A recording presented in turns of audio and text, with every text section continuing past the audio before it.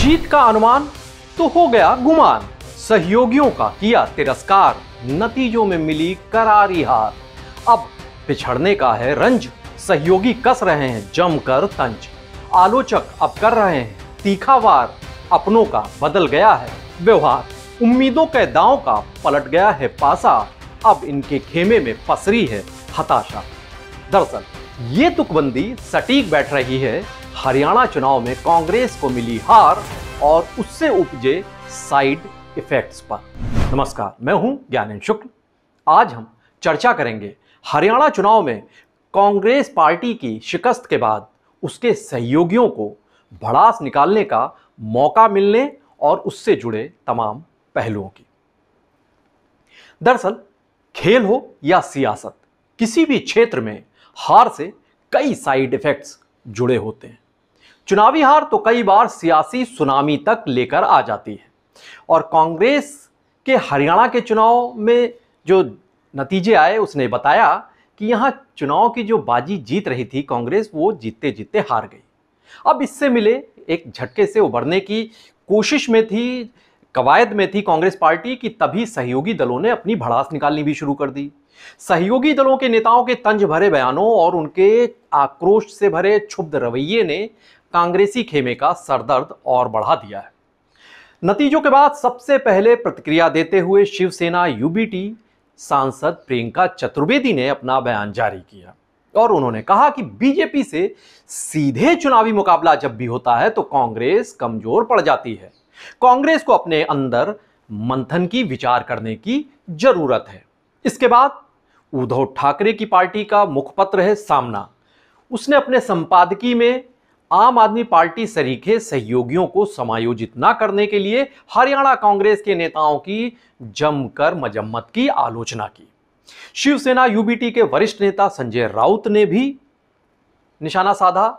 उन्होंने भी कांग्रेस को आड़े हाथों लिया और कहा कि विपक्षी गठबंधन हरियाणा में नहीं जीत पाया क्योंकि कांग्रेस को लगा कि वो अपने दम पर जीत सकते हैं, उन्हें सत्ता में किसी सहयोगी की जरूरत ही नहीं है। अब ये जो संपादकीय आया या और बयानों के जो सिलसिले आए शिवसेना यूबीटी के नेताओं के, इससे तल्ख होकर महाराष्ट्र कांग्रेस के अध्यक्ष नाना पटोले ने पलटवार भी किया। उन्होंने कहा कि ऐसी बातें सार्वजनिक रूप से नहीं कही जाती हैं, बैठक में सब तय होता है। राजनीति में कोई छोटा भाई या फिर बड़ा भाई नहीं होता है। हरियाणा चुनाव का असर महाराष्ट्र में कतई नहीं पड़ेगा, यह कांग्रेस की तरफ से उनकी महाराष्ट्र यूनिट के मुखिया ने कहा। अब वहीं आम आदमी पार्टी की मुख्य प्रवक्ता प्रियंका कक्कड़ भी नहीं चूकी। उन्होंने भी कांग्रेस के खराब प्रदर्शन के लिए उसके अति आत्मविश्वास को ही जिम्मेदार ठहराया, उस पर निशाना साधा। आम आदमी पार्टी के राज्यसभा सदस्य सांसद संजय सिंह भी कहां चूकने वाले थे। वो भी बयान दे बैठे बाकायदा मीडिया के सामने कि लोकसभा चुनाव के दौरान हरियाणा में इंडिया गठबंधन को 47% वोट मिले थे। हमने विधानसभा में गठबंधन चाहा था लेकिन नहीं किया गया। गठबंधन होता तो हरियाणा में ये हालात कतई ना होते। कांग्रेस हमें कुछ समझती ही नहीं है। चुनावी नतीजे से कांग्रेस को सबक सीखने की जरूरत है, ये बात कही सांसद संजय सिंह ने। अब बारी आती है आम आदमी पार्टी के मुखिया सुप्रीमो अरविंद केजरीवाल की। उन्होंने अपनी पार्टी पार्षदों की एक सभा को संबोधित करते हुए कांग्रेस पर परोक्ष तौर से यानी इनडायरेक्ट निशाना साधते हुए कहा कि एक बात तो साफ है, सबसे बड़ा सबक यह है कि चुनाव में कभी भी अति आत्मविश्वासी नहीं होना चाहिए। जाहिर सी बात है उनके निशाने की जद में कांग्रेस ही थी। वाम दल भी कांग्रेस को आईना दिखाने से बिल्कुल नहीं चूके।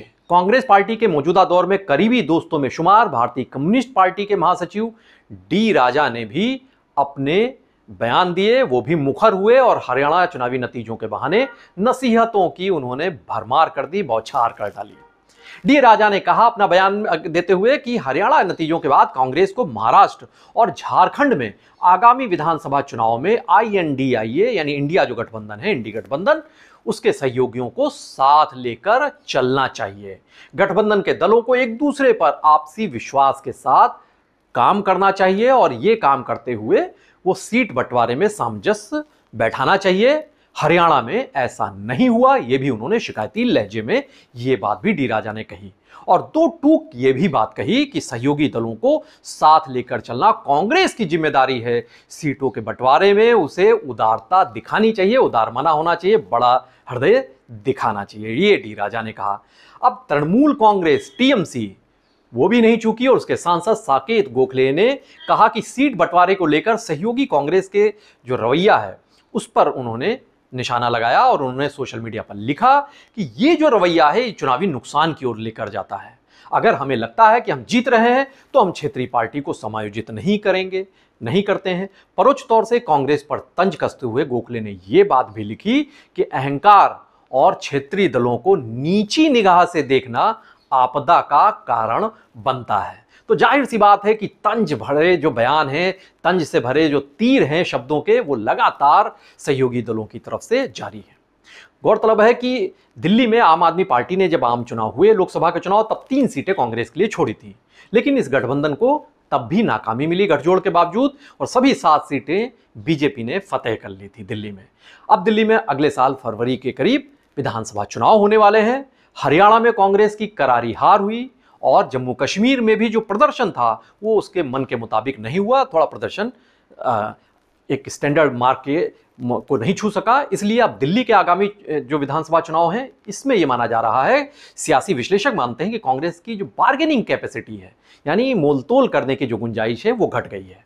आम आदमी पार्टी अब कांग्रेस के साथ सीटें ना साझा करने का संकेत दे भी रही है और लगता है कि शायद बंटवारे में दिक्कतें भी आए। कमोबेश ऐसे ही हालात उत्तर प्रदेश में भी हैं। यहां समाजवादी पार्टी के साथ मिलकर चुनाव लड़ी कांग्रेस और कई दशकों के बाद 6 सीटें हासिल की थी, लेकिन जब बात 10 विधानसभा सीटों पर उपचुनाव की आई उत्तर प्रदेश में, तब समाजवादी पार्टी की ओर से सीटें देने में अनमना रवैया दिखाई दिया है, आनाकानी होते दिखाई दे रही है और बाकायदा 6 नाम का ऐलान किया है, यानी समाजवादी पार्टी आगे बढ़ गई है।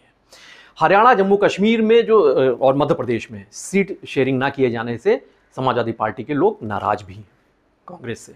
हरियाणा चुनाव में मिली शिकस्त के बाद जहां कांग्रेसी कार्यकर्ताओं का मनोबल पस्त हुआ है, वहीं दूसरी ओर जो उसके सहयोगी दल हैं उन्होंने भी अब आंखें तरेरना शुरू कर दिया है। दरअसल यही तो साइड इफेक्ट होते हैं हार के। झारखंड के सहयोगी हेमंत सोरेन का रुख ही अब तक कांग्रेस को लेकर नरम दिखाई दिया, वही कोई ऐसा बयान नहीं आया जो कांग्रेस को असहज कर दे। समाजवादी पार्टी, भाकपा, शिवसेना, यूबीटी, आम आदमी पार्टी, ये जो सहयोगी दल हैं इंडी गठबंधन में कांग्रेस के, उन्होंने कांग्रेस के खिलाफ भड़ास निकालने में कोई कोताही नहीं बरती, कोई चूक नहीं की। इन सहयोगी दलों की नाराजगी से निपटना अब कांग्रेस के लिए एक बड़ी और कड़ी चुनौती बन चुकी है। चुनावी हार के इस साइड इफेक्ट्स का इलाज कांग्रेसी थिंक टैंक, कांग्रेस के रणनीतिकार और कांग्रेस का आला कमान कैसे करता है, सबकी निगाहें इस ओर लगी हुई हैं, क्योंकि इसी के जरिए तय होगा आने वाले दिनों में इंडिया गठबंधन का उसका भविष्य, उसके तौर तरीके, उसकी पूरी आगे की योजनाएं। इस पर हमारी निगाहें बनी रहेंगी। आप भी बने रहिए पीटीसी न्यूज़ उत्तर प्रदेश के साथ। नमस्कार।